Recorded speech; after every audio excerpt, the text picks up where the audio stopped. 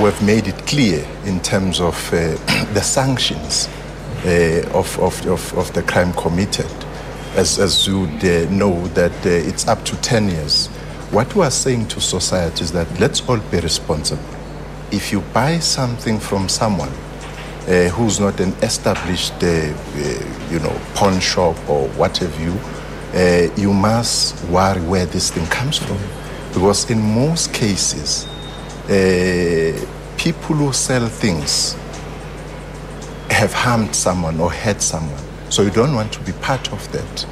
But we're also saying with this act that the industry itself, second-hand goods dealers, have to self-regulate to ensure that they adhere to the necessary accreditations so that when somebody comes and sell things to them, they take necessary details. Who's this person, your ID and everything else, to protect themselves. So in essence, we are saying that there's a lot of market in the stolen goods, and we want to cut that market. But the pawn shop owner or the second-hand dealer can only ask so many questions. At some point, he's just going to have to go on good faith.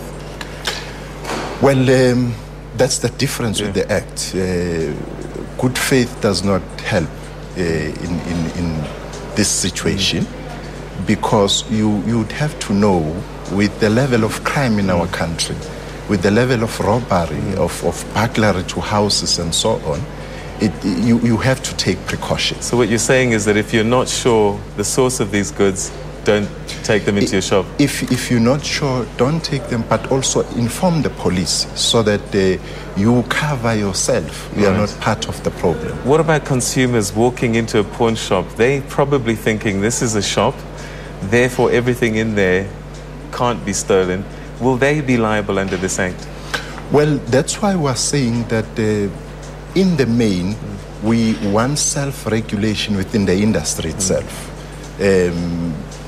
A person would ask so much from the pawn shop, but this is an established business. Persons come in here, they wouldn't know the detail whether the people have been accredited. They can ask that, but do you have time to ask all those questions if you come and buy?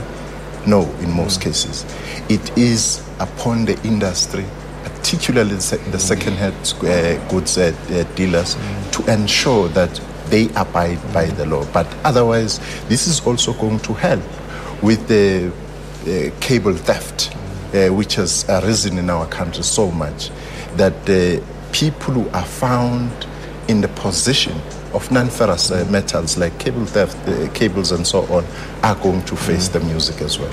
All right, so Minister, we're running out of time, but just one issue that's really concerning South Africans at the moment is this video footage that we've been seeing of a taxi driver abusing and hitting, knocking over a pedestrian and getting out of his taxi and hitting him, kicking him in the face.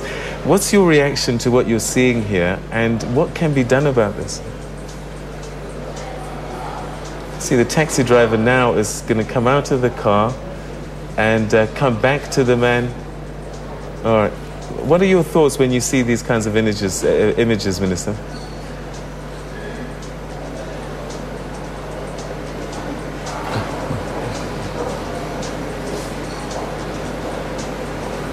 Well, something has gone terribly wrong with our society. I mean, from a point of view of Ubuntu, basically, you can see something is wrong there. But it's crime.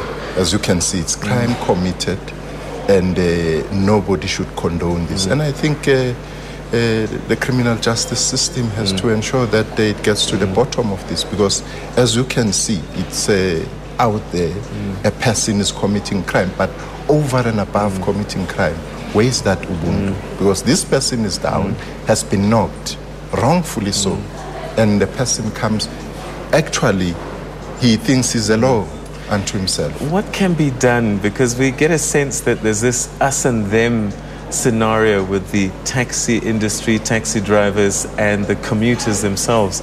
They're almost, there's a feeling that they're a law unto themselves. That's the problem. I'm saying that earlier on, as we're discussing, that you go all over the world, you find this sense of law unto themselves, especially taxi people. And we are saying that because we are a constitutional democracy, we have to abide by the law, and people have to face the full might of the law.